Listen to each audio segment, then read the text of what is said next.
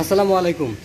আপোনালোক মই আজি এটা কথা ক'ম কি যিসকলে ভাবে যে প্ৰবাহীসকলে ৰোজা নাৰাখে অকল কামেই কৰি থাকে, সেইটো কিন্তু ভুল ধাৰণা।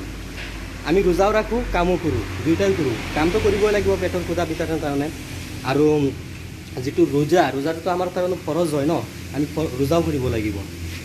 এই চাওক আমি কাম কৰি আছোঁ, এইটো চাওক আমি দোকানত কাম কৰোঁ, হোটেলত কাম কৰোঁ, এটা পলিচি বনাই আছে।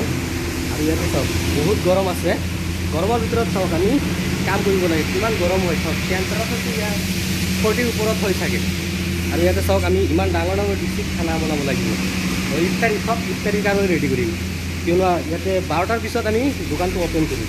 ইয়াতে চাওক বহুত মানুহে কাম কৰি আছে, চাগে দেখা পোৱা নাযায়।